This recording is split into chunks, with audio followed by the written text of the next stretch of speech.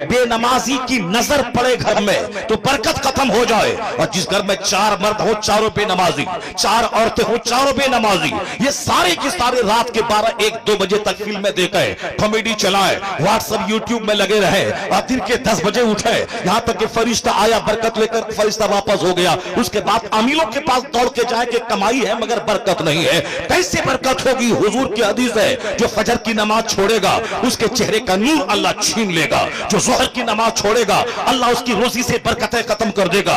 जो असर की नमाज छोड़ेगा अल्लाह उसके बदन से ताकत खत्म कर देगा। चाहे वह रोजाना सेब संतरा का जूस पीता रहे, वह बदन से ताकत खत्म हो जाएगी। जिसको आप देख सकते हैं आज 18 साल का जवान भी हिल रहा है, 25 साल का जवान का चेहरे गाल का गोश्त अंदर धंसा हुआ है, आंखें धंसी हुई है। और बहुत सारे शादी से पहले नामर्द और हिजड़ा हो चुके हैं। मुश्तजनी ने, इखलामबाजी ने, ज़िनाकारी ने, गंदी फिल्मों ने उसे नामर्द और हिजड़ा बना दिया है। दूसरे का क्या बिगाड़ेगा?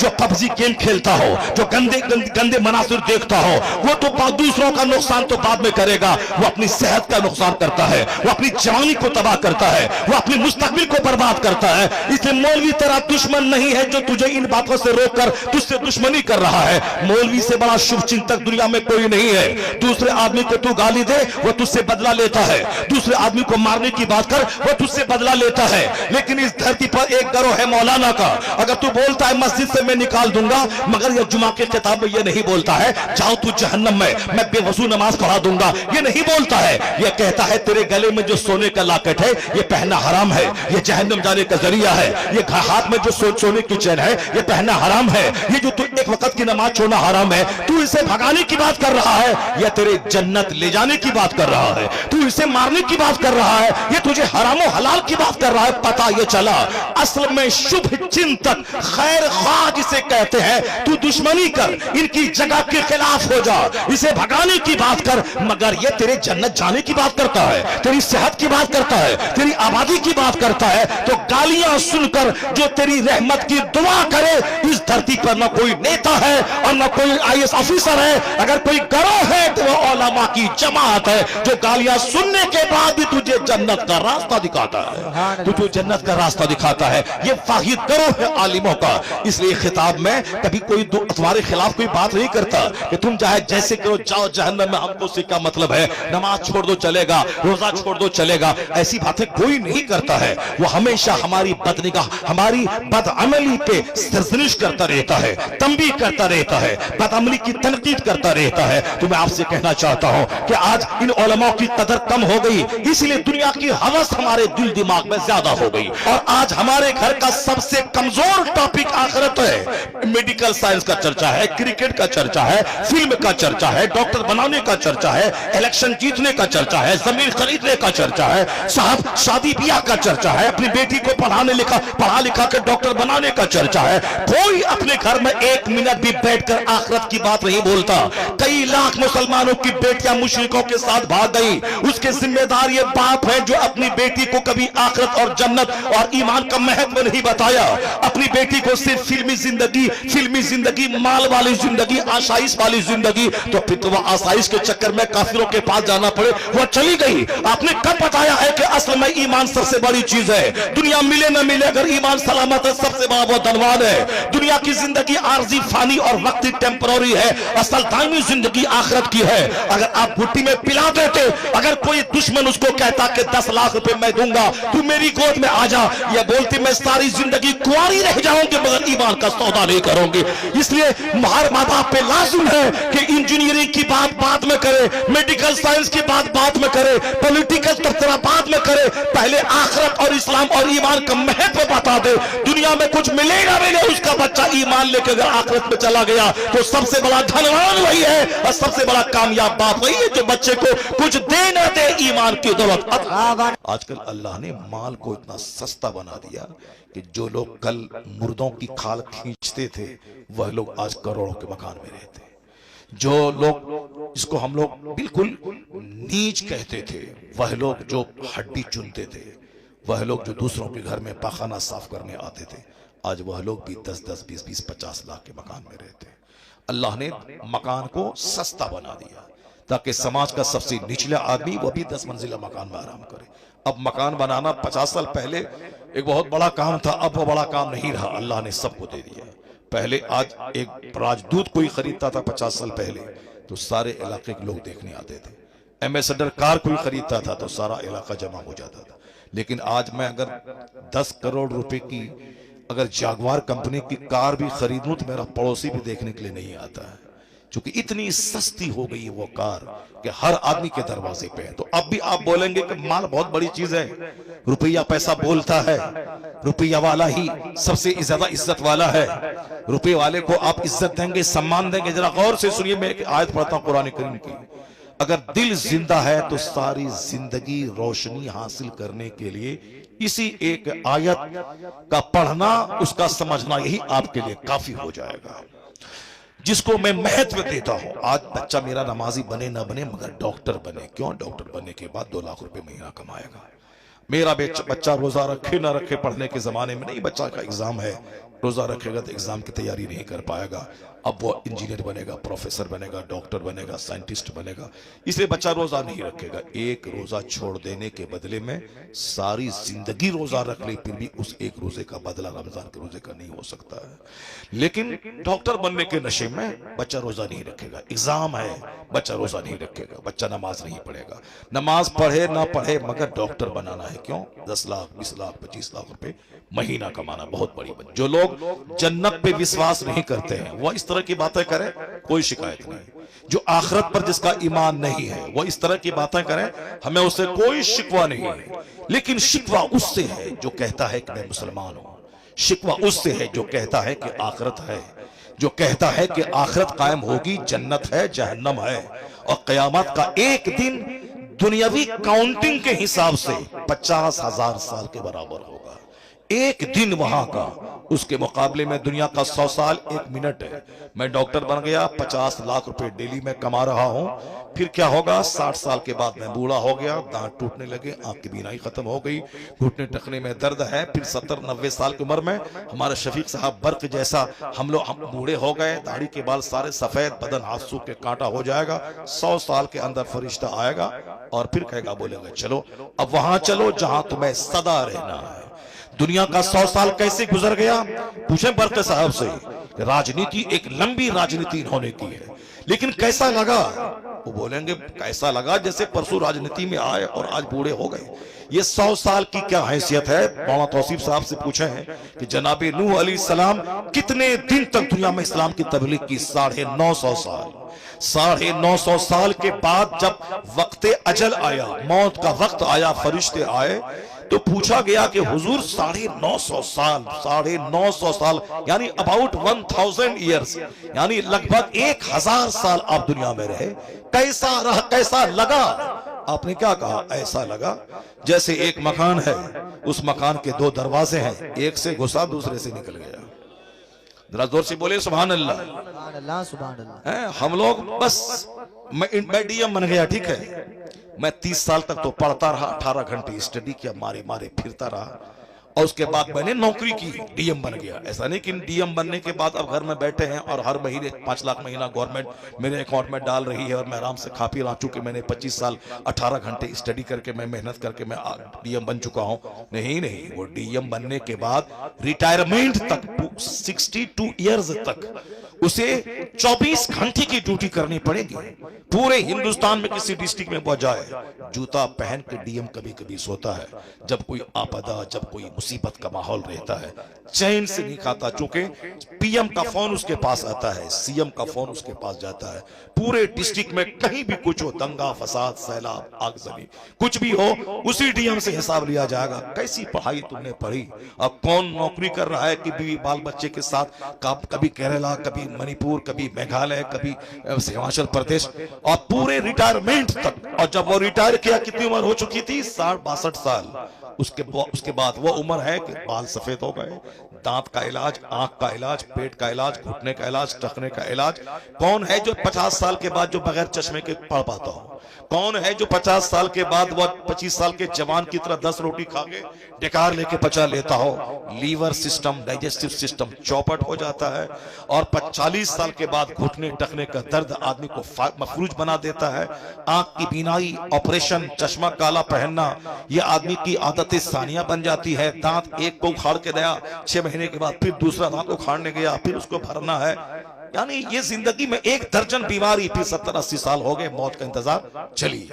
100 साल में डीएम बने कि डॉक्टर बने कि अरबपति बने कि बर्क साहब की तरह लगातार 3-4 पीरियड तक एमपी बन के रहे, कि साहब मोदी जी की तरह बिल्कुल प्राइम मिनिस्टर सीएम रहे गुजरात के और पीएम रहे पूरे भारत के 2024 में, और फिर दोबारा जीतने का प्लान बांधे। कुछ भी करें, 100 साल के अंदर ही अंदर उसे वहां जाना होगा जहां मौत नहीं है, जहां का एक दिन 50,000 साल के बराबर है।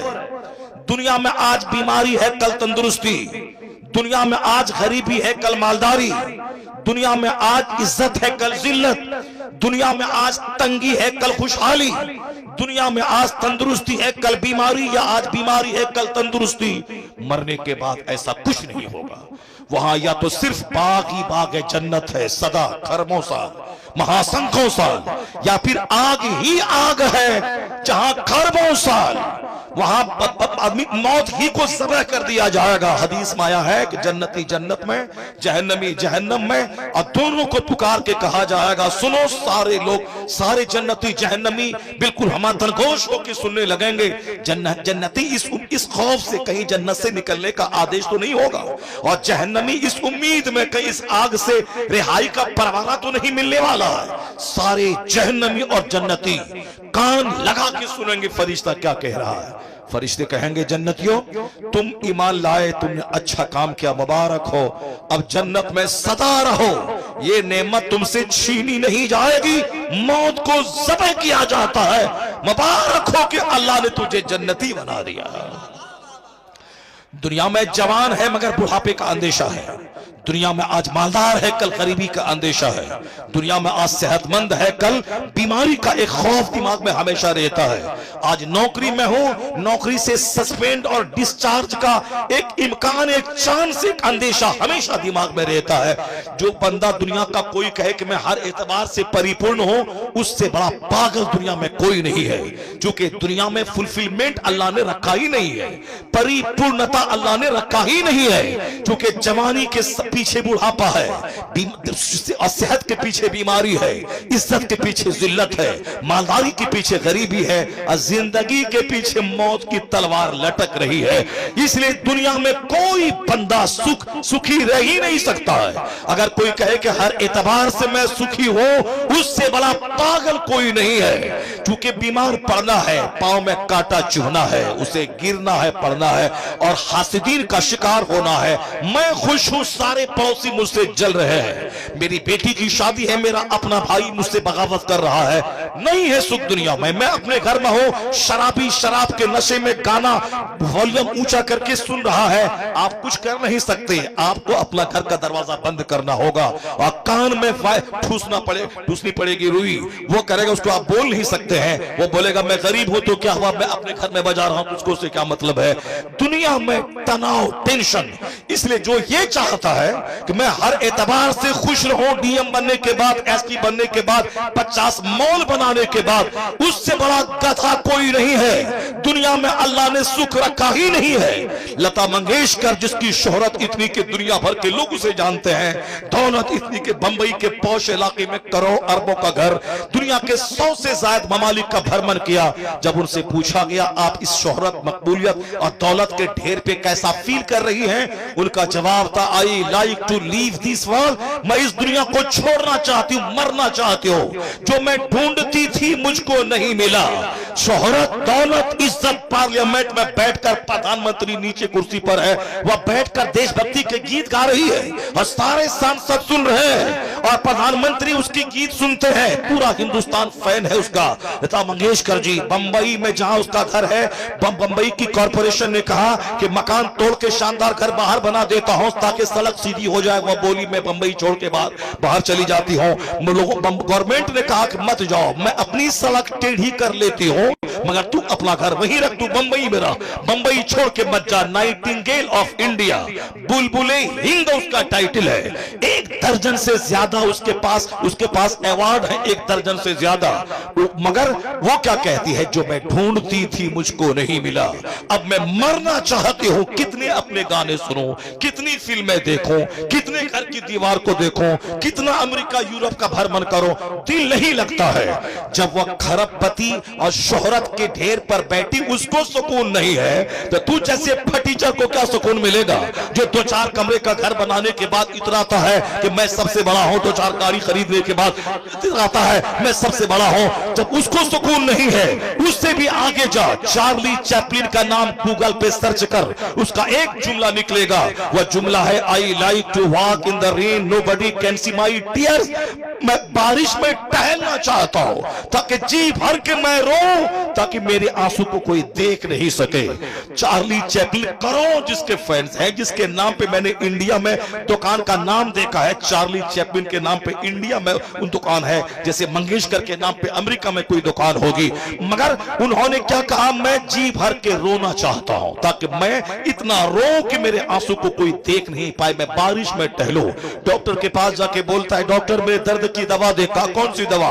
कहा मैं अंदर से मैं टूटा रहता हूं, सुख नहीं है मेरी जिंदगी में। कहा चार्ली का शो देखा करो, तेरा गम हल्का हो जाएगा। कहा डॉक्टर साहब जिसका शो देखने का मशवरा आप दे रहे हैं वो चार्ली कोई दूसरा नहीं, वो तो मैं ही हूं, चार्ली चैपलिन मैं हूं। डॉक्टर खड़ा हो गया, फटी आंखों से चेहरा देखने लगा कि इतनी शोहरतों का मालिक जिसका शो वो खुद डॉक्टर देखा करता था और अपना गम हल्का करने की कोशिश करता था, लेकिन जो करोड़ों को हंसाने वाला comedian, film star, British film star, ये अंदर से इतना दुखी है तो सुख है कहां? किसके पास पीस है, किसके पास हैप्पीनेस है? अल्लाह की कसम नहीं है सुख, तो फिर क्यों हराम खाता है, क्यों नमाजें छोड़ता है? जब सुख है ही नहीं तो क्यों रोजा छोड़ता है, क्यों दूसरों की जमीन पे कब्जा जमाता है? तो सुख है कहां? यही कुरान कहता है, अला बिज़िक्रिल्लाह तत्मइन्नुल कुलूब। जहां सजदा है वहां सुख है, जहां तिलावत है वहां सुख है, जहां जिक्र इलाही है अल्लाह उसी दिल में इतना नारे तकबीर, नारे रिसालत, नारे हैदरी, नारे गौसिया, जिंदाबाद जिंदाबाद। कहने का मतलब सिर्फ इतना ही है कि जब सुख है ही नहीं दुनिया में, क्यों झूठ बोलने का, क्यों रिश्वत लेने का, क्यों हराम खाने का, क्यों नमाजें छोड़ने का? 100 साल 1 सेकंड के बराबर है। आखिरत पे नजर रहेगी तो दुनिया में जीना आसान हो जाएगा। आखिरत पे नजर रहेगी तो तू यहाँ गुर्बत में जीने को भला समझेगा कि गरीबी चंद क्षण की है, मालदारी तो आने वाली है, जन्नत का आराम तो आने वाला है। इसलिए कुरान पाक का सबसे बड़ा टॉपिक आखिरत है। ये मुफ्ती नसीम साहब एक जिम्मेदार मुफ्ती है, मुफ्ती तौसीफ साहब है, हमारे सारे उलमाए कराम है, ये पूरा कुरान पढ़ डाले। सबसे ज्यादा जिसका चर्चा कुरान में है वो आखिरत है, सबसे ज्यादा। सूरह नबा 30वां पारा ले ले, अम्मा यतसाअलून अनिन नबइल अज़ीम अल्लज़ीना हुम फीहि मुख्तलिफून कल्ला सयअलमून सुम्मा कल्ला सयअलमून। इसमें क्या है? एक बड़ी खबर के बारे में, क़यामत का चर्चा है। दूसरी सूरह नाज़ियात पढ़ लें, उस सूरत में आधी आयतें उसकी, यानी आधी सूरतें सिर्फ क़यामत का चर्चा है। सूरह मुतफ़्फ़िफ़ीन पढ़ लें, सूरह तकवीर पढ़ लें, सूरह इंशिकाक पढ़ लें, अब सूरह फज्र पढ़ लें, अब फिर आखिरी 10 सूरत को 12-20 सूरत को पढ़ ले। सूरह ज़िलज़ाल पढ़ ले, इज़ा ज़ुलज़िलतिल अर्दु ज़िलज़ालहा व अख़रजतिल अर्दु अस्क़ालहा। जब जमीन अपने बोझ निकाल के फेंक देगी, जितने लोग पैदा हुए दफन हुए सबको जमीन उठा के फेंक देगी। कुरान कहता है, वही 30वें पारे में है, वइज़ल बिहारु फुज्जरत, जब समंदर को बहा दिया जाएगा। वइज़ल बिहारु सुज्जरत, जब समंदर में आग लगा दी जाएगी। वो कुरान कहता है, अल कारियतु मल कारिया वमा अदराका मल कारिया, वो चिंगार की आवाज, जो आवाज आएगी जिससे आदमी का सीना फट जाएगा। वल आदियात दबहा फलमूरियात कदहा फलमुगीरात सुबह फअसरन बिही नक़ा फवसतन बिही जमआ इन्नल इंसान लिरब्बिही लकनूद व इन्नहु अला ज़ालिका लशहीद व इन्नहु लिहुब्बिल खैर लशदीद अफला यअलमु इज़ा बुअसिरा मा फिल क़ुबूर व हुस्सिला मा फिस सुदूर इन्न रब्बहुम बिहिम यौमइज़िन लख़बीर। पढ़े पूरी सूरत, सूरह तकासुर पढ़े। अलहाकुमुत तकासुर हत्ता ज़ुरतुमुल मक़ाबिर कल्ला सौफ़ तअलमून सुम्मा कल्ला सौफ़ तअलमून। सूरह वैलुल लिकुल्लि पढ़े। वैलुल लिकुल्लि हुमज़तिन लुमज़ा अल्लज़ी जमअ मालन व अद्ददा अयहसबुल इंसानु लम यरहु। सूरह वैलुल लिकुल्लि पढ़ के देखे, सिर्फ क़यामत का चर्चा है और तुम मुसन्नत की गई दुनिया के माल की। अलम तरा कैफ पढ़ ले और फिर साथ और दूसरी सूरतों में पढ़ ले, सब में आखिरत का चर्चा है, जन्नत का चर्चा है, मग़फ़िरत का चर्चा है, आग का चर्चा है, जहन्नम का चर्चा है, जन्नत का चर्चा है। कुरान का सबसे बड़ा टॉपिक आखिरत ही है। नारे तकबीर, नारे रिसालत, नारे हैदरी, जलसे तजदीदुल कुरान, इदारे तजदीदुल कुरान जिंदाबाद जिंदाबाद। और आप जनरल जो है वो, और खुद हमारी बिरादरी में बहुत सारे लोग जब तक हैं मस्जिदों में तब तक ठीक है, मस्जिद से बाहर निकले उनका भी हाल आप ही की तरह हो जाता है। और फिर वह भी कहते हैं कि नहीं नहीं हम बुखारी शरीफ पढ़ाते हैं तो क्या हुआ, इस आप हाथ चूमते हैं मगर तनख पैसा कहाँ है, माल कहाँ है। माल तो वहाँ हमारे इलाके में बहुत बड़ी दरगाह है, वहाँ के खादिम से मैंने कहा, मैं अक्सर जाता रहता हूँ, मैंने उनसे कहा अरे तुम तो यहाँ रहते हो, हजरत के पास हम लोग तरसते हैं आने के लिए, टाइम नहीं मिलता है, मौका मिलता आ जाते हो, तुम तो 24 घंटे यहाँ रहते हो। क्या बोला, वो बात तो सब सी है मगर माल कहाँ है, माल कहाँ है। ये वो बिल्कुल सच बात कह रहा हूँ, ये मेरे साथ, मैंने उनसे कहा बहुत खुश नसीब हो तुम यहाँ रह रहे हो। वो चिमनी बाजार शरीफ आप जानते होंगे, बहुत बड़े बुजुर्ग हैं, जमालुल हक बंदगी रज़ी अल्लाह तआला अन्हु वो रहते हैं। मैंने वहाँ के एक खादिम से कहा कि तुम तो साहब जन्नत में रहते हो, हजरत यहाँ है, हम लोग तो कभी कभी आते। कहा वो बात सब ठीक है मौला साहब मगर माल कहाँ है।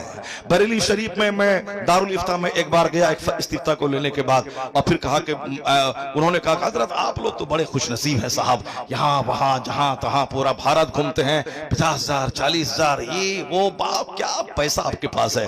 मैंने कहा हजरत आप आला हजरत के पास रहते हैं, हम लोग तो कभी कभी साल में एक बार दो बार आते हैं, आप तो मुजद्दिद आजम के आस्थाने के पास रहते हैं, आप तो मरकज़े अहले सुन्नत में आप रहते हैं। मरकज वही बरेली है, चाहे कुछ भी हो जाए, 50,000 कमरे कम स्कूल कहीं खोल दे, मदरसा खोल दे, मगर मरकज बरेली ही रहेगा। क्यों? इसलिए कि दूसरा आला हजरत नहीं होगा। तो जब तक रजा की कब्र बरेली में है, मरकज अहले सुन्नत बरेली। मैं तो अक्सर कहता हूं, नौ रहे मंजर इस्लाम, नौ रहे मजहर इस्लाम। क्या मंजर इस्लाम की वजह से बरेली मरकज है? क्या मजहर इस्लाम की वजह से बरेली मरकज है? क्या जामिअतुर रजा की वजह से बरेली मरकज है? नहीं, मरकज अहले सुन्नत आला हजरत की फिक्र की वजह से है कि आला हजरत ने गुस्ताखों के चेहरे को बेनकाब किया, मजहब अहले सुन्नत व जमात का तहफ़्फ़ुज़ किया, तहफ़्फ़ुज़े नामूस रिसालत करके करोड़ों मुसलमानों को बेईमान होने से बचाया। तो आला हजरत की फिक्र की वजह से मरकज बरेली हमारा है, आला हजरत की वजह से। तो आला हजरत की वजह से जब मरकज है तो वो तो हमेशा मरकज रहेगा बरेली। मदीने में चाहे वहां भी गवर्नमेंट हो, वहां भी इमाम रहे, वहां भी गवर्नर रहे, मगर मदीना तो राजधानी है, चूंकि मुस्तफा की कब्र अनवर मदीना में है।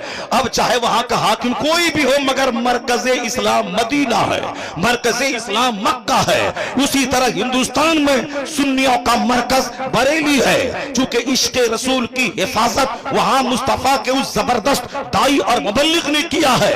उन्होंने गुस्ताखों को बेनकाब किया और साहिबे ईमान की हिफाजत की। तो बरेली अब मरकज आला हजरत की वजह से है, न किसी कॉलेज, न किसी मदरसा, न किसी यूनिवर्सिटी की वजह से। तो मैंने कहा था क्यों इधर की उधर की बात करने का। आला हजरत की कब्र जब तक बरेली में रहेगी, अहले सुन्नत का मरकज शहर बरेली ही रहेगा। मैंने कहा आप तो मरकज में रहते हैं, आला हजरत के पास रहते हैं, दुनिया भर के लोग यहाँ आते हैं, क्या इज्जत है आपकी। वो क्या बोलते हैं, जबरदस्त आलिम दीन। वो क्या बोलते हैं, वो सब कुछ है मगर माल कहाँ है। वो सब कुछ है मगर माल कहाँ है? वो तो माल आप लोगों के पास है। यहाँ वहां पूरे भारत में जाते हैं हम लोग तो एक महीने में उतना नहीं मिलता है जितना आप एक रात में एक दिन में आपके पास हो जाता है। ये बताइए, ऐसा नहीं सारे लोग, वहां तो फकीर लोग भी रहते हैं, वहां तो जाहिद भी रहते हैं, वहां तो बड़े जबरदस्त मुदर्रिस मुफ्ती सब रहते हैं, मगर कुछ लोग हैं जिसके दिमाग में माल माल की बात रहती है। वो तो हर जगह लोग रहते हैं। मैं ये बात सच कह रहा हूं चूंकि वो उन्होंने मेरे से कहा। वो सब ठीक है मौलाना साहब, मगर माल कहां है? तो आप ही के समाज में तो मैं भी रहता हूं, आप ही का चेहरा तो मैं पढ़ता हूं। चेहरा अगर जन्नती का देखूं तो सोच जन्नती पैदा हो जाती है, और चेहरा बेनमाजी का देखूं तो हमारी भी थिंकिंग उसी तरह की हो जाती है। इसीलिए कहा गया अर रजुलु अला दीन खलीली फलयंजुर अहदुकुम मन युखालिल। हदीस में आया है कि हर आदमी अपने दोस्त के दीन पे रहता है, इसलिए देख ले कि तू दोस्ती किससे कर रहा है। So watch whom you befriend, देखो तू किससे दोस्ती कर रहा है, किससे तू फ्रेंडशिप तू बना रहा है, अपने दोस्त का सर्किल तेरा कैसा है। आदमी अपने दोस्त के दीन पे होता है।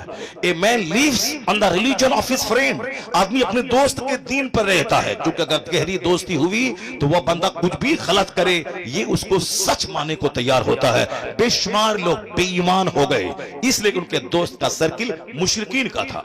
वो उनको अच्छा कहने लगे, उनकी तरफ झुक गए। पहले तो अच्छा नहीं बोलता है, पहले तो मुस्कुराता है, फिर उसके बाद धीरे धीरे उनके साथ मिलकर खाता है, फिर धीरे धीरे जब मोहब्बत पुख्ता होगी उसके मजहब को भी बुरा कहना छोड़ देता है, फिर धीरे धीरे अपने मजहब को गलत समझकर कुफ्र इख्तियार कर लेता है। इसलिए हुजूर ने कहा रजुलु अला दीन खलीली, आदमी अपने दोस्त के दीन पर होता है।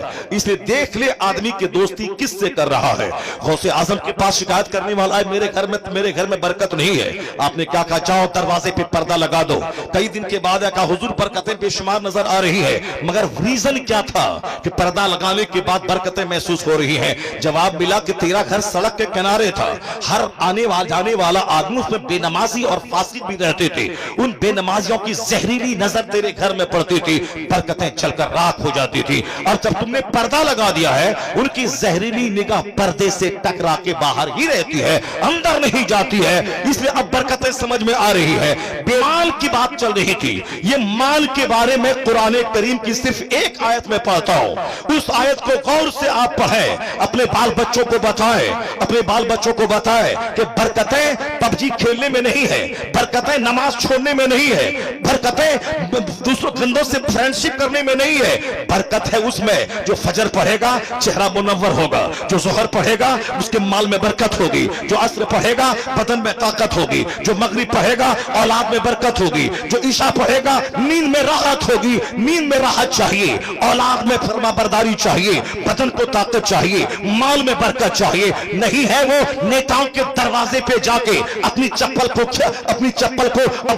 घिस कर वहां नौकरी की तलाश में सुकून नहीं, सुकून है नमाज़े पंजगाना पाबंदी से पढ़। हदीस में आया है अल्लाह वहां से रोजी देगा जहां से बंदा सोच नहीं सकता है। अल्लाह वहां से रोजी देगा जहां से बंदा सोच नहीं सकता है। बरकतें तो यहां है। लोग साहब बरकतें एंटी इस्लामिक तरीके कार में तलाश कर रहे हैं। अब जरा गौर से सुनिए, मैं उस आयत करीमा को पढ़ता हूं जिसमें माल की इस कदर जोरदार मुसम्मत की गई है जिससे बड़ी मुसम्मत कुछ हो ही नहीं सकती है। उस आयत करीमा को मैं पढ़ता हूं जो चूंकि हमारे नजदीक मकान बहुत बड़ी चीज है, हमारे नजदीक गाड़ी बहुत बड़ी चीज है। अब जरा गौर से सुनिए अल्लाह क्या कहता है, वलौला अयकुना नासु उम्मतन वाहिदा लजअलना लिमन यकफुरु बिर्रहमान वलिबुयूतिहिम सुक़ुफ़म मिन फिद्दा। इसका माने सुनिए अल्लाह क्या कहता है। माल बहुत बड़ी चीज है, माल के लिए ही नमाज छोड़ना है, माल के लिए ही मदरसे में नहीं पढ़ना है। मदरसे में पढ़ने वाला जन्नती, मदरसे में जो पढ़ता है मन सलका फी तलबिल इल्म, जो इल्म की तलब में रास्ता तय करता है वह जन्नत का मुसाफिर होता है। अल्लाह उसको जन्नत की तरफ ले जाता है, अल्लाह उसके गुनाहों को झाड़ देता है।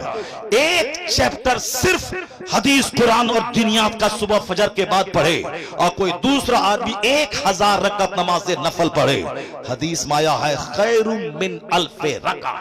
जिसने फजर की नमाज पढ़ी और फिर दीन का एक चैप्टर पढ़ लिया, बाहर शरीयत का, कानून शरीयत का, नूरुल ईसा का, खुदूरी का, शरअ काया का, हिदाया का, उर्दू में अनवारे शरीयत का, नमाज रोजे हज ज़कात के कवानीन का एक चैप्टर पढ़ लिया, मन सल्ला सलातल फज्र सुम्मा क़रअ बाबन मिनल इल्म, इल्म का एक चैप्टर पढ़ लिया, आया है खैरुम मिन अल्फे रका, 1000 रकअत नमाज नफल पढ़ने से यह काम बेहतर है।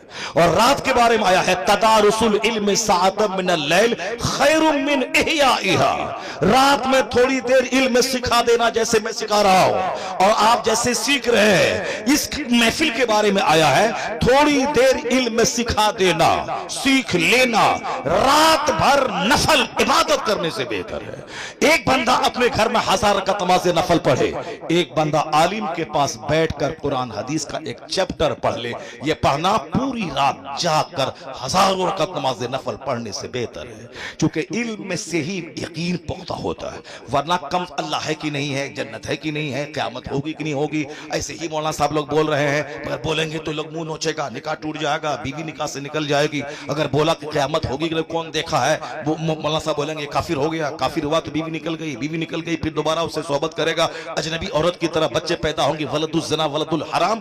हजारों लोग हैं जो इस तरह की कैफियत में जी रहे हैं। तलाक दे दिया गुस्से में, बोला मौलाना साहब के पास जाएंगे, बोलेगा हलाला करो। अब हलाला करने के लिए दूसरे से निकाह करना होगा, फिर इद्दत गुजरेगी, फिर ये निकाह करेगा, कौन बेइज्जती झेलेगा? बोलो हमने नहीं दिया है तलाक, माशाअल्लाह झूठ बोला दुनिया के लोगों का। जब तुमने इनकार किया है, इंदल्लाह अल्लाह के नजदीक तो तलाक हो गई, वह बीवी उसकी अजनबी हो गई। अब जब उससे मिलेगा ज़िनाए खालिस। अब जब बच्चे पैदा होंगे वलदुस ज़ना, और बुजुर्गों ने कहा है आखिर जमाने में जब मस्जिदों का एहतराम खत्म हो जाए, मदरसे का एहतराम लूट जाए, अपने बड़ों की इज्जत खत्म हो जाए, आलिमों का अपमान होने लगे, माँ बाप की बेहुरमती होने लगे, नाफरमानी होने लगे, समझ जाना कि नाजायज बच्चों की तादाद में इजाफा हो गया। क्योंकि बेहयाई जुल्म है। अल हया मिनल ईमान वल ईमान फिल जन्नह, बुखारी और मुस्लिम की हदीस में आया है। अल बज़ाउ मिनल जफ़ा वल जफ़ाउ फिन्नार, हदीस में आया है कि हया modesty comes from faith and iman is in paradise, a vulgarity comes from prudeness leads to hell। अल्लाह के रसूल कहते हैं हया ईमान की तरफ से आता है, हया ईमान से है और ईमान जन्नत ले जाता है, और बेहयाई जुल्म है और जुल्म जहन्नम की तरफ ले जाता है। बेहयाई गंदी बातें जबान से बोलना, वल्गैरिटी मतलब सिर्फ ज़िना करना ही नहीं है, ज़िना की बातें बोलना, ज़िना का चर्चा करना, गैर औरतों पे तबसरा करना, उनके फिजिकल पोस्चर पे तबसरा करना, उनकी तस्वीरों पे तबसरा करना, और मुस्कुरा के गंदी बातें उस तरह की बोलते रहना, यहाँ तक कि वो क़यामत की निशानी है। आया हदीस में कोई रात में अपने घर में बीवी से सोहबत करेगा और दिन में आके दूसरों के सामने बयान करेगा। इस तरह की बेहयाइयां आम हो गई है। जो पर्दे की चीज थी और जो छुपाने की चीज थी उसको लोग छुपा रहे हैं। अगर किसी ने ज़िना किया, ये हराम है, गुनाह है, कबीरा है, जहन्नम जाने वाला काम है, ये काम है, मगर अल्लाह ने पर्दा डाल दिया, उन लोगों ने नहीं जाना। लेकिन अगर वह दूसरों से इसका चर्चा किया कि हमने ऐसा किया था, हमने लेटर लिखा था, हमने एक बात किया था, फिर उसके बाद वो आ गई थी, हमने ऐसा किया था, ये वो गुनाह जो गुनाह पे अल्लाह ने पर्दा डाल दिया, उस गुनाह को अगर बयान कर रहा है, ये बयान करना भी गुनाह कबीरा है और अल्लाह उस पर शदीद अजाब नाजिल करेगा कि मैंने तो तेरे ऐप पे पर्दा डाल दिया था, मगर तूने अपने हाथों से अपनी इज्जत को तार तार कर दिया। बेहयाई जहन्नम की तरफ ले जाती है, या बेहयाई निगाहों की, या बेहयाई ज़बान। क्या हुआ? क्या बताइए, उस चाय के हल्ला कर रही है। ला हौला वला कुव्वता इल्ला बिल्लाह। दुरूद पढ़िए, अल्लाहुम्मा सल्ली अला सय्यिदना मौलाना मुहम्मदिन मअदनिल जुद वल करम व आलिहि व बारिक वसल्लम। उसके सर का बाल देख लीजिए क्या है, वो चाय पिलाने के लिए आ गया है। सर के बाल जलसे में आया है, ये नाटुंगी नहीं है, ये सर्कस नहीं है, ये महफिले नूर है, ये जन्नती महफिल है। यहाँ सर पे टोपियां सजाकर एहतराम के साथ बैठे ताकि आज का बैठना उसके लिए कामयाब हो जाए। मगर क्या करें, किसकी बात सुने? जब आलिमों का सम्मान रहता है तो आलिमों के एक जुमले की कदर होती है, और जब आलिम को ही दिल से निकाल के फेंक दे, अब वह कुरान सुनाता रहे मगर लोग उसकी बात नहीं सुनते हैं। इसलिए मैं कभी कभी कहता हूं, अगर तुम बोलो कि नेता लोग झूठ बोलते हैं तो तू काफिर नहीं हो जाएगा ऐसा बोलने से, क्योंकि नेता लोग अक्सर झूठ और किस बयानी से काम लेते हैं। एक नेता है बात डीएम से नहीं कर रहा है, मैं आपको दिखाने के लिए बोलता है डीएम साहब मैं कल आ रहा हूं, आपके साथ मैं मीटिंग करूंगा, यानी ना डीएम का नंबर है ना बात है, सिर्फ आपको दिखाने के लिए कि हमारी पहुंच डीएम तक है, तक सामने वाला बंदा डर जाए, इसीलिए वह झूठ बोलता है। बोलता है प्रधानमंत्री साहब मैं कल दिल्ली आपसे मिलने के लिए आ रहा हूं, फला होटल में खाना खाऊंगा। सामने बोलेगा अरे इसकी पहुंच प्रधानमंत्री, बोला हाँ ये देखो नंबर देखो प्रधानमंत्री का, मैं उसी से बात कर रहा था। इस तरह की झूठ की खेती तो होती रहती है, नेतागिरी में झूठ की खेती होती रहती। सच्चे लोग बहुत हैं, उनकी बात मैं नहीं करता, मगर उन झूठों की बात मैं कर रहा हूं। अगर मैं ये कह दूं तेरा बच्चा अगर जान ले कि नेता झूठ बोलता है, वह भाषण दे, वह बोले कि मैं संभल की सारी सड़कें बना दूंगा, 1 लाख बच्चों को नौकरी दिलवा दूंगा, अगरचे वो दिलवा देगा, अगरचे वो सड़कें बना देगा, लेकिन अगर बोलेगा आदमी सामने वाला कि ये झूठ बोल रहा है, अगरचे वो सच बोल रहा है, ये काफिर नहीं होगा। लेकिन अगर तुम अपने बच्चों के दिमाग में तुमने ये बात डाल दी कि मौलानाओं के चक्कर में मत पड़ना, ये लोग सिर्फ अपने फायदे के लिए ये झूठ बोलते रहते हैं, अगर आपने बच्चों को बता दिया कि मौलाना झूठ बोलता है तो कितना बड़ा नुकसान है उसका। मौलाना जुमा के दिन कुरान की आयत पढ़ेगा, क्योंकि आपने बच्चों को बता दिया है कि मौलाना सब झूठ बोलता है, वह बच्चा बोलेगा ये झूठ बोल रहा है, ये अपने अपने अपने मतलब की बात बोल रहा है। वह बोलेगा हुजूर ने ये कहा, बुखारी और मुस्लिम हदीस में आया है, वह बच्चा बोलेगा ये मौलाना सब झूठ बोल रहा है, मैं कुरान पढ़ रहा हूं, वह झूठ कह रहा है। अब आप बताएं कि कुरान को झूठ कहने वाले का ईमान कहां बचा, उसका ईमान खतरे में पड़ जाएगा। इसलिए नेता के बारे में अगर दिमाग में बात बैठ जाए या झूठ बोलता है, अगरचे वो सच बोले मगर उससे ईमान को खतरा नहीं है, लेकिन आलिम रब्बानी के ताल्लुक से अगर ये बात दिमाग में बैठ जाए ये झूठ बोलता है, अपने बच्चों को बैठा दे, उसके ईमान के लुट जाने का अंदेशा है। इसलिए कभी भी बच्चों के सामने आलिमों की तौहीन में जुमले न बोले, आलिमों की शान के खिलाफ जुमले न बोले, ये ना बताए कि ये सब अपना मतलबी होता है, ये मदरसा ने अपनी दुकान खोला है, ये अपना काम चमकाने के लिए कर रहा है, घर से भीख ही मांगना है, कोई दूसरा काम कर लेता, बिजनेस कर लेता। इन जैसा जवान फैक्ट्री में 25-25 हजार रुपए महीना कमा रहा है, 1-2 साल कोई हुनर सीख लिया है, 25,000 महीना कमा रहा है, फिर ये 10,000 6,000 रुपए महीने में ये क्यों मारे भीख मांगेगा। ज़कात दें, फितरा दें, चरमे कुर्बानी दें, 50 बच्चों को लाके मेहमान रसूल को बना के लाके उसको खाना खिलाएं, मुदर्रिसिन की तनख्वाह दिलाएं, फिर मदरसे की जमीन खरीदें, फिर उसकी इमारत बनाएं, दूसरे मुदर्रिसिन की तनख्वाह दें। इतना काम करना था, खखेड़ मोल लेना था, गाली गलौज सुनना था, पैसा कमाना ही था, ये दूसरा काम कर लिया होता, बिजनेस कर लिया होता। लेकिन संजीदा किस्म के उलमा को मैं दाद देता हूं, उसे धन्यवाद कहता हूं, 1000 गाली दे, गाली सुन के दीन का काम कर। अगर आज मस्जिदें बची है, खिताब बचा है, दीनदारी बची है, कुछ भी इस्लामी रस्म रिवाज बचे हैं, एहसान इसी उलमा का है जो गालियां सुनकर कॉलेज नहीं खोला है, सबसे बेहतरीन दरसगाह है तजवीदुल कुरान खोलता है, दरसगाह है तालीम कुरान खोलता है, क्योंकि कुरान पढ़ने वाला सबसे सुपीरियर है। तो जिस जगह कुरान पढ़ाया जाए वह दरसगाह भी सबसे सुपीरियर है, वह दरसगाह मेडिकल कॉलेज से बेहतर है, वह दरसगाह ITI कॉलेज से बेहतर है, क्योंकि हुजूर ने कहा कुरान पढ़ाने वाला सबसे बेहतर है। तो जिस जगह कुरान पढ़ाया जाए वह जगह सबसे बेहतर है। ये मुसीबतें उठा करके मदरसा चलाते हैं, पर हम क्या कहते हैं, ये अपने मतलब का काम कर रहा है, ये अपनी दुकान खोले हुआ है, ये अपना कारोबार कर रहा है। जवान आदमी वो तो इतनी मेहनत अगर बिजनेस में करे तो खूब डेवलप कर सकता है, लेकिन चूंकि दिमाग में एक नशा है, अगर मैं भी मदरसा छोड़ दूं, मैं भी मदरसा मत चलाओ। डॉक्टर को कहां मदरसा चलाने की फिक्र है, इंजीनियर को कहां मदरसा चलाने की फिक्र है, अरबपति को कहां मदरसा चलाने की फिक्र है। वो तो कॉलेज खोलेंगे, बिजनेस करेंगे, पैसा कमाएंगे।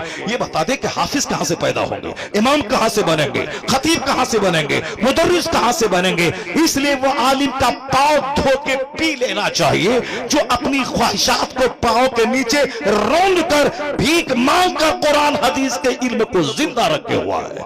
वो सम्मान के काबिल है, ना कि अपमान करने के काबिल है। हम लोगों ने अपने बच्चों को इससे दूर करते हुए इसी तरह की गंदी गंदी बातें शुरू कर दी। ये अपनी दुकान चमका रहा है, ये अपने मतलब की बात कर रहा है। अगर हम कोई खिलाफे तकवा भी कोई काम करें, उसको लोग एक बहुत बड़ा बवंडर बना देते हैं। इतना बड़ा मौलाना ऐसा काम करना चाहिए जो काम के करना अगर मकरू है भी, मगर वो हराम नहीं है। नमाज छोड़ना हराम है। जो अब 15 साल से 25 साल की उम्र तक नमाजें छोड़ रहा है, रोजाना 5 वक्त गुनाह कबीरा कर रहा है, वह नमाजें पंजगाना छोड़ना जो शराब पीने से भी बड़ा गुनाह है। क्योंकि 10 साल कोई शराब पिए तौबा कर ले, अल्लाह माफ कर देगा। लेकिन जिस पर नमाज फर्ज हुई 15 साल में, वह नमाज शुरू करता है 30 साल में, वो चाहे 50 हज क्यों ना कर ले, ये 15 साल की नमाज उसके जिम्मे कज़ा है, उसे अदा करना ही पड़ेगा। इसलिए हुजूर ने कहा मुरु औलादकुम बिस्सलात व हम अबनाओ सबे सुनीन, अपने बच्चों को हुक्म दे नमाज का जब तेरे बच्चे की उम्र 7 साल हो जाए। वदरिबुहुम अलैहा व हम अबनाओ अश्र सुनीन, जब तेरे बच्चे की उम्र 10 साल हो नमाजी ना बने उसे मार के नमाजी बना। ये पैगाम मुस्तफा ने नमाज के ताल्लुक से दिया है। नमाज फर्ज आजम है, नमाज छोड़ना गुनाह आजम है। इसको दिमाग में बात सेट करके चले। ऐसा नहीं कि नहीं पढ़े ना पढ़े बगैर भी काम चल जाएगा, नहीं होगा। हुजूर कहते हैं इन्ना अव्वल मा युहासबु बिहिल अब यौमल क़यामत सलात, क़यामत के दिन सबसे पहला हिसाब नमाज का होगा। अगर जवाब देने में कामयाब रहा बंदा फ़क़त अफ़लहा व अंजहा, ही बिकम सक्सेसफुल, वो कामयाब हो गया। अगर नमाज का जवाब देने में अगर वह पकड़ा गया फ़क़त खाबा व खसरा, हिलाक और तबाह बर्बाद हो गया। मुस्नद अहमद की रिवायत में है कि बेनमाजी का हश्र फिरौन के साथ होगा, हामान के साथ होगा, कारून के साथ होगा, उमय्या इब्न खल्फ के साथ होगा। इन चारों घटिया किस्म के काफिरों का नाम लिया गया है कि बेनमाजी का हश्र इनके साथ होगा। और वह हदीस पाक साफ है, मन तरक सलात मुतअम्मिदन फ़क़द कफ़र, जिसने जानबूझकर नमाज तर्क किया कुफ्र किया, यानी कुफ्र के वो करीब पहुंच गया। कानूनी तौर पर जो नमाज को फर्ज समझता है नहीं पढ़ता है उसको काफिर फ़िक़्ह हनफी में नहीं कहा जाएगा। मगर जिस तरह एक आदमी की आंख नहीं है, जबान नहीं है, हाथ पांव नहीं है, मगर पांव नहीं है, मगर सांस चल रही है, वो जिंदा है। मगर वो भी कोई जिंदगी है जिसमें आंख ना हो, जिसमें जबान ना हो, जिसमें कान ना हो, जिसमें हाथ ना हो, जिसमें पैर ना हो, बस सांस चल रही है, वो जिंदा है। उसी तरह अगर कोई बेनमाजी है तो बस कानूनन फतवा नहीं लगेगा कि काफिर है जब तक वो नमाज को फर्ज समझ रहा है। मगर वो भी कौन सा मोमिन है जो सिर्फ ढांचे का मोमिन है, जिसके पास न नमाज का हाथ है, न रोजे का पांव है, न ज़कात की आंख है, न साहब हज के कान है, बिल्कुल एक ऐसा अपाई लूला लंगड़ा है कि सांस चल रही है, कानूनन जिंदा है, मगर वो जिंदा तो हजारों मुर्दे से बदतर है। इसलिए मैं कहना चाहता हूं कि जिसके बारे में कहा गया मगर हमने आलिमों को अपमान किया कि आलिम बोलता रहे, अपने फायदे के लिए बोल रहा है। हमारे बच्चे जैसे हैं वैसे हैं, हमारी औरतें जैसी हैं वैसी हैं, हमारे लोग जैसे हैं वैसे हैं। लोग चिल्ला रहे हैं मगर मानते नहीं। आपकी बात तो छोड़ो, जो 10-20 साल मदरसे में पढ़ते हैं उसके बावजूद दुनियादारों की सोहबत में रहकर उनका चेहरा देखा, वो भी उसी तरह हो जाते हैं। उनकी सोच भी माल वाली हो जाती है, उनकी सोच भी साथ नमाज नहीं पढ़े तो भी काम चल जाएगा। ये बड़े बड़े बड़े चालाक है। या बिजनेस नहीं करे तो भी चलेगा, ये कभी नहीं बोलता। या खेती नहीं करे तो भी चलेगा, कभी नहीं बोलता। ये कहता है रोजी देने वाला अल्लाह है, मगर मुझे तो बिजनेस करना होगा, मुझे दुकान में जाना होगा। मैं कहता रोजी देने वाला जब अल्लाह है तो तू क्यों दुकान में बैठता है, क्यों खेत में हल चलाता है, क्यों मारे फिर के 25 साल पढ़ता है, क्यों 25 साल और नौकरी करता है। अल्लाह रोजी देने वाला, घर में बैठ दुकान से चल के खाना आ जाएगा, पैसा शाम में तेरी तिजोरी में आ जाएगा। मगर ये अहमक, ये नादान बड़ा चालाक होता इस सिस्टम, इस मामले में। नहीं, अल्लाह रोजी देने वाला है पर मेहनत तो करनी होगी, खेत तो जाना होगा, दुकान तो जाना होगा। यही फॉर्मूला आखिरत के बारे में क्यों नहीं बोलता कि नमाज नहीं, चलो अल्लाह माफ कर देगा, रोजा नहीं, चलो अल्लाह माफ कर देगा, ज़कात नहीं, चलो अल्लाह माफ कर देगा, नमाज जैसे तैसे, चलो अल्लाह माफ कर देगा। क्यों बोलता है ऐसा? यहां भी बोल कि दुकान पे नहीं जाओ तो भी रोजी अल्लाह दे देगा, खेत में जाओ तो भी अल्लाह रोजी दे देगा। मगर इसे विश्वास है मैं दुकान ना जाऊं पैसा चल के नहीं आएगा। तो बंदे, जब रोजी देने वाला अल्लाह है मगर दुकान जाना होगा, यही दिमाग में बांध ले गिरा कि जन्नत देने वाला अल्लाह है, माफ करने वाला अल्लाह है, मगर जिस तरह रोजी देने वाला अल्लाह है मगर दुकान जाना होगा, उसी तरह जन्नत देने वाला अल्लाह है मगर तुझे मस्जिद जाना होगा, रोजा रखना होगा, हज करना होगा। रोजी की तलाश में तुम्हें जमीन पे फिरना है तो जन्नत की तलाश में भी मस्जिदों का चक्कर लगाना होगा। अगर ये बात दिमाग में बैठ जाए तो लोग नहीं बोलेगा चलिए अल्लाह माफ कर देगा, ठीक है आम का पेड़ लगा दें, चलिए अल्लाह चाहेगा तो सेब दे देगा, आप साहब लगा दें गेहूं का पौधा, अल्लाह चाहेगा तो बासमती धान उपज के मेरे घर में चला जाएगा। ये कुदरत इस दुनिया में ये सिस्टम के खिलाफ कोई काम नहीं होता। बस आदमी आखिरत के बारे में शैतान के वसवसे का शिकार हो जाता। हुजूर कहते हैं अल कय्यसु मन दाना नफ्सा व अमिल लिमा बादल मौत, अक्लमंद वो है जो अपने नफ्स को दबाता रहे और मरने के बाद की अमल की तैयारी करता, मरने के बाद की राहत पाने के लिए अमल करता रहे, जन्नत के लिए अमल करता रहे। और बेवकूफ कौन है? वल आजिज़ो मन अतबा नफ्सहु हवाहा व तमन्ना अल्लाह। मुस्तफा कहते हैं बेवकूफ है वह जो अपनी ख्वाहिशात की पैरवी करे, नफ्स जो कहे उसकी बात माने, वह तमन्ना अल्लाह और अल्लाह पर उम्मीद लगाए बैठे कि अल्लाह माफ कर देगा।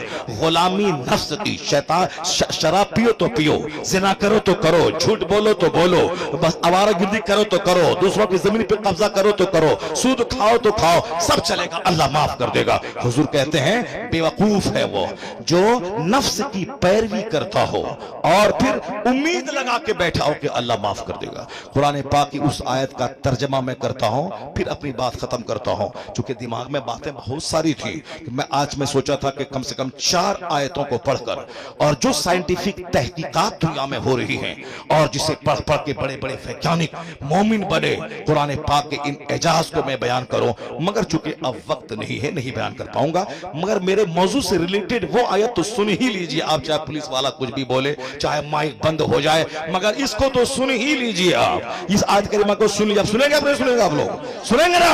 हाथ उठा के बोले सुभान अल्लाह।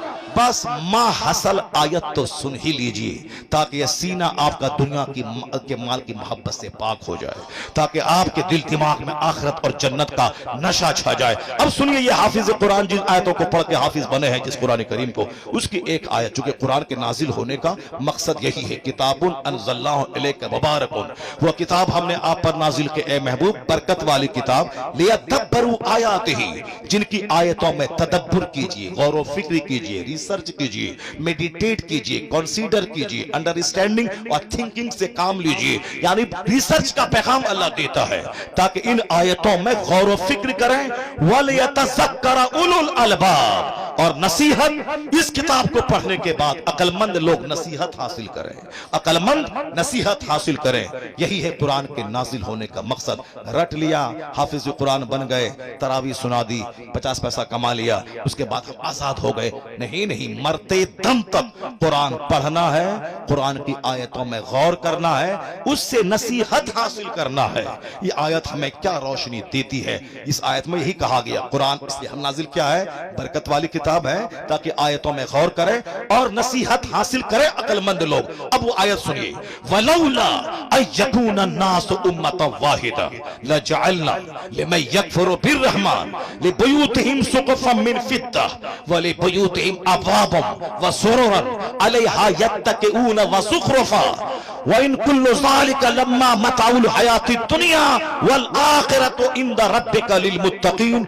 इस आयत में एक लफ्ज है ज़ुख़रुफ़, उसी एक लफ्ज पर पूरी सूरत का नाम है, सूरह ज़ुख़रुफ़। ज़ुख़रुफ़ के माने होता है डेकोरेशंस। अभी मैं बच्चों से पूछूं सूरह ज़ुख़रुफ़ किस पारे में है, जो बच्चे अच्छा से पढ़े हैं, लिखे हैं, टाइम को बर्बाद नहीं किया है, सिर्फ पगड़ी लपेट कर नाम के हाफिज नहीं बने हैं, वो फौरी बता देंगे कि सूरह ज़ुख़रुफ़ किस पारे में है। और ये आयत करीमा को ये लोग मुझसे ज्यादा जानते, चुके इसको रट के हाफिज बने हैं, लेकिन सिर्फ वो जानते हैं कि आयत है। उस आयत में क्या है इसको तो आलिम जानते हैं, या वो हाफिज जो आलिम बनता है और वो हाफिज जो कुरान करीम की आयतों पे गौर व फिक्र करता है। अल्लाह ने क्या कहा, वलौला, अगर ऐसा नहीं होता कि दुनिया के सारे लोग एक मिल्लत पे जमा हो जाते, सारे लोगों के काफिर होने का, बेईमान होने का अगर चांस नहीं होता, तो लजअलना लिमन यकफुरु बिर्रहमान, तो हम मुनकिरों को, अपने मुनकिरों को, जो रहमान का मुनकिर है, अल्लाह का बागी है, अल्लाह पर यकीन नहीं रखता, अल्लाह कहता है हम अपने बागियों को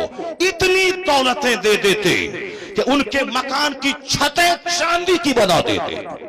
ला जअलना लिमन यकफुरु बिर्रहमान लिबुयूतिहिम सुक़ुफ़न मिन फिद्दा, यानी जो काफिर हुआ, अल्लाह का इनकार किया, अल्लाह कहता है अगर सारे लोगों के काफिर होने का चांस नहीं होता, यहाँ समाज में कोई नमाज छोड़ के सूद खा के अरबपति बना, तो सारे लोग सूद खा के अरबपति बनना चाहते हैं, उनका हाल देख के चाहे जन्नत मिले ना मिले, मगर दूसरों की नकल करते हैं। अल्लाह क्या कहता है, सारे लोगों के काफिर होने का चांस नहीं होता तो हम इतनी दौलत अपने दुश्मनों को दे देते, उनके मकान की छतें चांदी की बना देते, उनके मकान की सीढ़ियां, वाले बुयूतिहिम सुक़फ़न मिन फिद्दा व मआरिज अलैहा यज़रून, उनके मकान की सीढ़ियां चांदी की बना देते, वाले बुयूतिहिम अबवाबन व सुरुरन अलैहा यत्तकिऊन व ज़ुख़रुफ़ा, उनके मकान के दरवाजे, उनके मकान के फर्नीचर, उनके मकान के फर्नीचर सब हम चांदी की बना देते।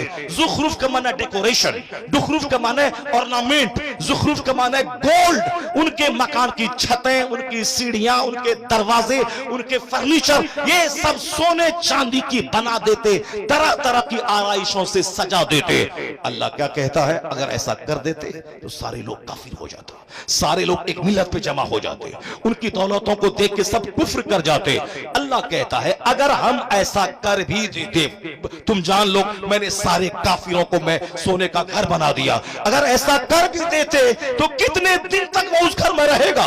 वाइन कुल्लु सालिका लम्मा मताउल हयाती दुनिया, अगर ऐसा कर भी देते या चंद दिन दुनिया में रहने की पूंजी होती, उसके बाद ये मरेगा, ये सोने चांदी का घर छोड़ के जाएगा। कहां जाएगा? वहां जहां इन काफिरों के लिए आग है। वल आखिरतु इंद रब्बिका लिल मुत्तकीन, और आखिरत की सारी भलाइयां परहेजगारों के लिए है, जो खुदा से डरता रहा, ईमान की हिफाजत करता रहा। इसलिए मोमिन को दुनिया में आजमाइश है, मोमिन को तकलीफ है। कितने दिन, 100 साल, 1 सेकंड तकलीफ बर्दाश्त कर ले, काफिरों के हाथों जिल्लत को उठा ले, बीमारी पे सब्र कर ले, गुर्बत पे सब्र कर ले, ताकि खरबों साल की जन्नत तेरी तकदीर में लिख दी आ जाए। और इन काफिरों की सरबत पे मत घबराना, सारे दिन तो जहन्नम में जलना ही है हमेशा, खरबों महासंख्यों साल हमेशा जलना ही है। इसलिए दुनिया में थोड़ी सल्तनत ले ले, हुकूमत ले ले, कुर्सी ले ले, माल ले ले, मकान ले ले, 100 साल के अंदर ही ये थोड़ा सा ये अपने बदन को मोटा कर ले, क्योंकि खरबों साल आग में जलना ही है। तो कुछ दिन ये माल ले ले ताकि सदा आग में जलता रहे। और मोमिन 100 साल यानी कुछ दिन ये सब्र करे और ईमान बचा के चला जाए तो खरबों साल की जन्नत उसकी तकदीर में लिख दी आएगी। वल आखिरतु इंद रब्बिका लिल मुत्तकीन, आखिरत की सारी भलाइयां मुत्तकीन के साथ खास है।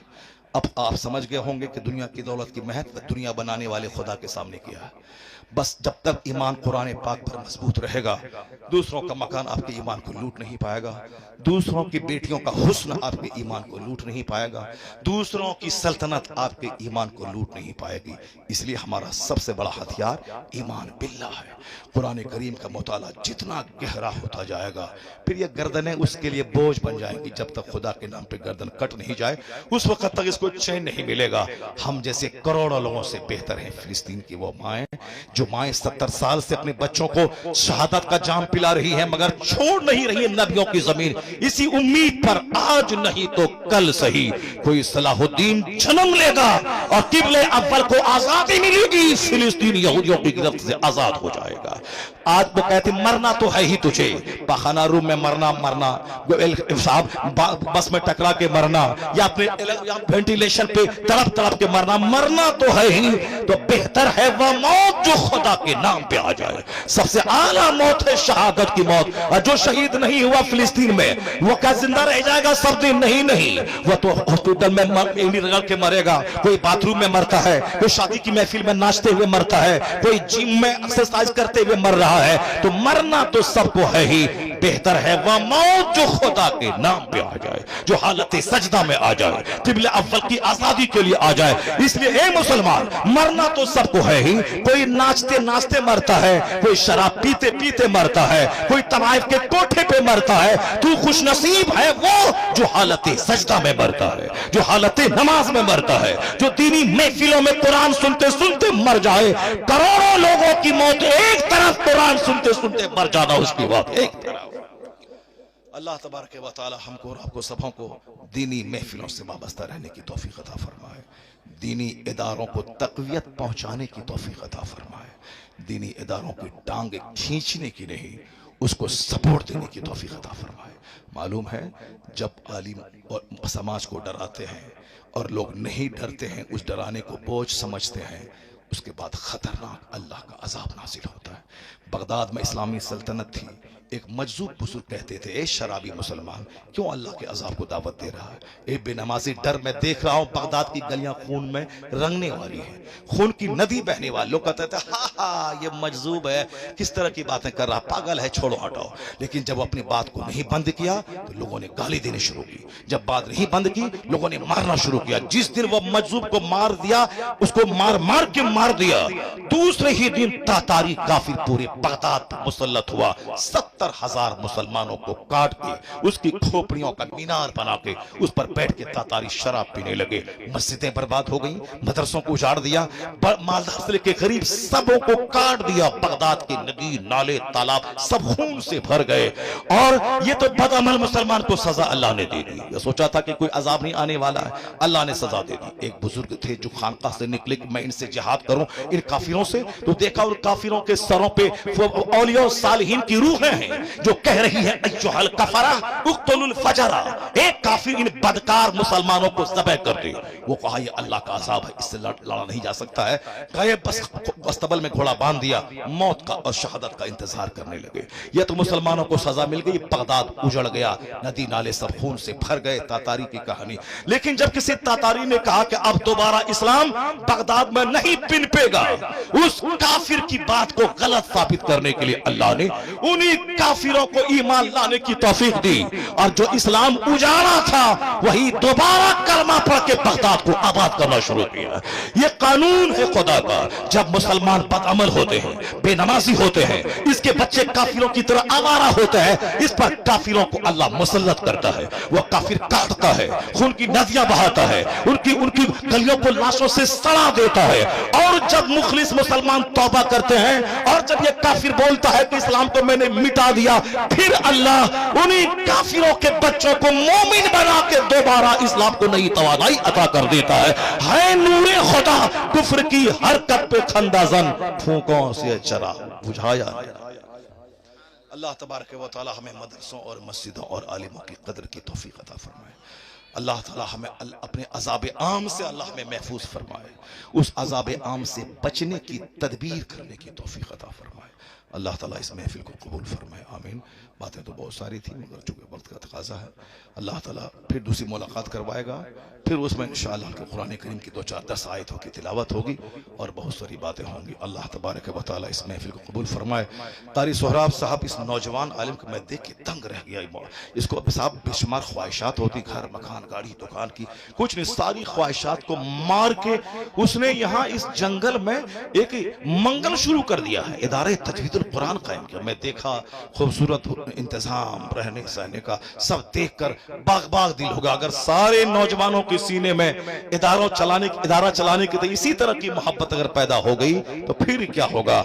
हमारे इदारे बंद नहीं होंगे, रोजाना नए इदारे खुलेंगे। लोग मदरसा बंद करना चाहेंगे, इधर हजारों मदरसों के दरवाजे खुलेंगे ताकि दुनिया जान ले कि कुरान की तालीम न कभी बंद हुई है न कभी बंद होगी। कुरान हमेशा पढ़ा जाता रहे, आ रहा है, क़यामत तक पढ़ा जाता रहेगा। अल्लाह ताला कारी सोहराब साहब को इस्तिकामत अता फरमाए। वरना बहुत सारे लोग 10 साल चलाते हैं, कोई सपोर्ट नहीं मिला, बिस्तर समेटा चला गया।